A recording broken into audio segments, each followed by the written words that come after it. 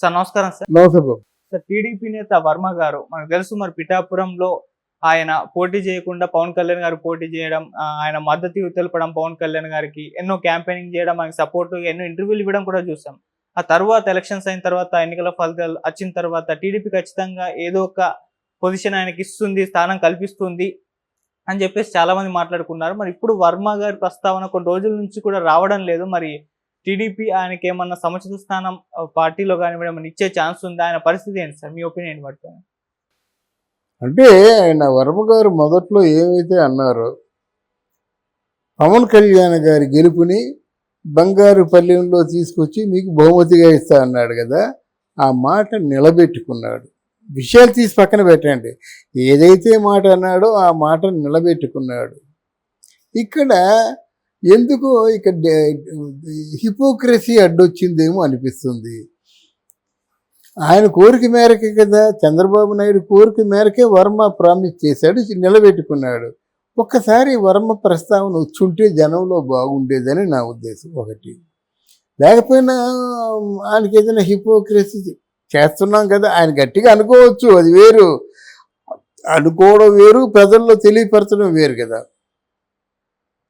ఇకపోతే పవన్ కళ్యాణ్ కూడా ఆయన ఒకసారి గుర్తు చేసుకోవడం అవసరం. ఏమో రేపు 20వ తారీఖు వెళ్ళినప్పుడు వాళ్ళు ఎటువంటి సంబరాలు చేస్తారో, సంబరాలు మాత్రం చాలా ఘనంగా ఉంటాయి. అక్కడ సంబరాల్లో ఎవరెవరు పాల్గొంటారు, వారు పొరపాటున వర్మ లేకుండా ఈ పవన్ కళ్యాణ్ పాల్గొంటే పెద్ద తప్పు చెందినవాడు అవుతావు. ఆయన ఏంటంటే ఎప్పుడు కృతజ్ఞత అనేది, నేనే పదవిలో వచ్చినంత మాత్రంలో నిన్ను మర్చిపోలేదు, నువ్వు ఇప్పుడు నా పక్కనే ఉంటావు. అట్లాంటి అంటే ఆ సూచనలు ఇస్తూ సంబరాలు చేసుకుంటే బాగుంటుంది. తర్వాత అంటే పవన్ కళ్యాణ్ దగ్గర ఇన్ని శాఖలు ఉండడానికి కారణం ఏంటంటే ఏదో ఒకటో రెండో శాఖలు వర్మ గారికి ఇస్తారన్నటువంటి చూచాయిగా ఆలోచన నాకుంది. 5 శాఖలు ఎవరు మేండి, రెండు మూడు శాఖలు ఎక్కువండి. గ్రామీణాభివృద్ధి, పంచాయతీ శాఖ, తర్వాత పర్యావరణం ఏదో ఉంది కదా, ఏమున్నాయి కదా. అయితే ఒకటో రెండో చాలు, మిగతా ఎవరికైనా ఇచ్చి చేసుకోవాల్సిందే. కానీ దానికోసం అట్టే పెట్టాడా అనేటువంటి ఒక ఊహ, అందమైన ఊహ కూడా నాకు కలుగుతుంది. ఎందుకంటే తర్వాత ఎవరు శాఖ తీసుకుంటే ఎవరు ఊరుకుంటారు? అందరూ శాఖలు పెట్టుకొని సహాయకులుగాను ఏదో ఇన్ఛార్జిగాను పెట్టుకుంటారు. వాళ్ళకి కావాల్సింది ఏమిటి? వాళ్ళకి ఆ ప్రభుత్వ లాంఛనాలతో వాళ్ళు పరిపాలన చేసేందుకు దోహదం కలిగించడం. అంటే వాళ్ళకేమో వెహికల్స్ కానీ, ఎస్కార్ట్ కానీ ఏదో ఉంటుంది కదా. ప్రభుత్వ లాంఛనాలు అంటే అదే కదా. మన అసెంబ్లీలో వాళ్ళకు చిన్న రూము ఇదంతా ఉంటుంది అన్నమాట. అదే ఆశిస్తారు కదా. ప్రభుత్వంలో మంత్రులుగా పనిచేసే వాళ్ళు ఏంటంటే పోలీసు ఎస్కార్ట్లు ఉంటారు, గన్మెన్లు ఉంటారు, వాళ్ళకు ఒక కారు ఉంటుంది, కారును ఫాలో అయ్యే సంబంధిత ఆఫీసర్లు 2-3 ఉంటారు. అదొక పెద్ద వైభవం. జనరల్గా ఏంటంటే మామూలు జీవితానికి ఈ జీవితానికి చాలా తేడా ఉంటుంది కదా, అదే ఆశిస్తారన్నమాట. మరి ఆశించింది ఏమైనా పవన్ కళ్యాణ్ ఇచ్చే ఆలోచనలో ఉన్నాడు ఏమిటో తెలియదు, కానీ డెఫినెట్గా అది ఆలోచించాలి.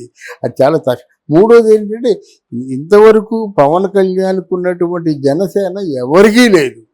ఆ జనసేనని సాటిస్ఫై చేయాలంటే ఏం చేస్తాడు ఈయన? వాళ్ళకి ఏదో ఉద్యోగాలు ఇవ్వాలి మనుషులకి. అంటే మరి వాలంటీర్లు అంతకుముందు ఉన్న వాళ్ళు 2,30,000 మంది, వాళ్ళేమో 10,000 రూపాయలకి తీసుకుంటా ఉంటున్నాడు ఈయన. అంటే 10,000 రూపాయలకి తీసుకోవడం అలాగే మనమే ప్రశ్నించాం. ఏంటి 10,000 రూపాయలు ఇచ్చారు? ఏమైనా వాళ్ళకి ఏమైనా కాగితం కాలం ఏదైనా ఆధారం ఉందా? వాళ్ళకి ఏదైనా ప్రావిడెంట్ ఫండ్ ఇవన్నీ కట్ అవుతాయా? ఆ పెర్మనెంట్ ఉద్యోగులైనా అది చూసుకోవాలి. చూసుకోకపోతే పవన్ కళ్యాణ్ ఎట్లాంటి ప్రతిపాదన పెట్టాలంటే కనీసం ఆ జెండా మోసే వాళ్ళకైనా ఈ వాలంటీర్స్లో వాళ్ళ తాలూకు పార్టీ, ముఖ్యమైన పార్టీ వాళ్ళని కలుపుకొని వాళ్ళకు కూడా అంటే సంబంధిత వాళ్ళ తాలూకు ఆ క్యాడర్ని, ఎడ్యుకేషన్ క్వాలిఫికేషన్ బట్టి వాళ్ళని అందులో పెట్టి 10,000 రూపాయలు శాలరీ ఇచ్చినట్టయితే మిగతా వాళ్ళకేమో అర్హతను బట్టి ఉద్యోగాలు ఇవ్వడం, అర్హతను బట్టి ఎంపిక చేసి ఆ స్కిల్స్ ఇచ్చి వాళ్ళకి తగిన ఉద్యోగాలు ఇవ్వడం అన్నమాట. అట్లాంటిది పెడితే కానీ బాగుండదు. మరి ప్రగల్భాలు పలికారు కదా, ఇవన్నీ కావాలంటారన్నమాట. అంత బాధ్యత ఉంది. ఇప్పుడు తెలుగుదేశం పార్టీ కార్యకర్తలకైనా బాధ్యత ఉంటుంది కదా, ఎవరికైనా మిమ్మల్ని దేవురించుకోవడం ఎందుకు? నెల ఇస్తే 10,000 15,000 వస్తుంది, దాంతో నా ఇంట్లో ఉంటాను నేను. అంతేగాని మిమ్మల్ని ఎంతకాలం దేవురించుకుంటాను? మీరంటే నాకు ఆశ, మిమ్మల్ని విడిచిపెట్టి ఉండలేను, మీ సేవ చేశాను. దాని ప్రతిగా మీరేం చేయాలి? మీ గురించి ఆలోచించి వాళ్ళు ఎప్పుడు ఎవరు కూడా ఆర్థికంగా బాధపడకుండా ఉండేటువంటి ఏర్పాటు మీరు చేయాలి. ఇది గురుతరమైన బాధ్యత. అందువలన పవన్ కళ్యాణ్కి ఉన్న బాధ్యతల్లో వీటిని కూడా మనం కలుపుకుంటున్నాం. ఏది ఏవైనప్పుడు కూడా పవన్ ఆలోచన సక్రమంగా సాగినట్టయితే మంచి దాన్ని ఏమంటారు, పాన్ ఇండియా స్టార్ని, మెగాస్టార్ని అందిస్తాడు. అలా నిజమైనటువంటి భక్తుల్ని, దేశభక్తి ఉన్నటువంటి జనసేనని కూడా అందిస్తారని కోరుకుందాం. ఎమ్మెల్సీగా గెలిపించుకొని ఎమ్మెల్సీ చేస్తారని ప్రామిస్ చేశారు కదా మరొకటి. అది ఆ ప్రామిస్ చేసింది, ఎమ్మెల్సీ ప్రామిస్ చేసింది మన చంద్రబాబు నాయుడు. డెఫినెట్గా ఇవ్వాలి. వెళ్ళిపోతాడు ఎమ్మెల్సీ, తప్పకుండా you will be the first MLC అన్నాడు. ఏమైనా మార్చినట్టయితే చంద్రబాబు నాయుడు మళ్ళీ మామూలు సీఎంఏ అంటే వాడికి నీతి నిజాయితీలు లేవు అనుకో మనమే చెప్పుకుంటాం. ఈ మినిస్టర్ హోప్ ఇచ్చింది ఎవరంటే మన పవన్ కళ్యాణ్ గారి మాట. ఉన్నతమైన జాబులు, ఉన్నతమైనటువంటి శాఖనే ఆయనకి అందించడం జరుగుతుంది అని చెప్పేసి ఆయన చెప్పాడు. ఆ రెండు నిర్ణయించుకుంటాడు అన్నమాట. ఆయన దృష్టిలో ఉంది కాబట్టి 5 శాఖలు తీసుకున్నాడు, లేదా తీసుకోవాల్సిన అవసరం లేదు. తర్వాత ఏంటంటే ఇంకో తప్పిదం ఈరోజు జరిగింది. ఆ తప్పు పవన్ కళ్యాణ్ వల్ల జరిగిందో లేకపోతే చంద్రబాబు నాయుడు వల్ల జరిగింది కానీ తెలియదు. కానీ ఆ లోకం మాధవ్ అనే నెల్లిమర్ల ఎమ్మెల్యే ఉంది కదా, నెల్లిమర్ల ఎమ్మెల్యే అండి ఉంది, జనసేన ఎమ్మెల్యే ఉంది.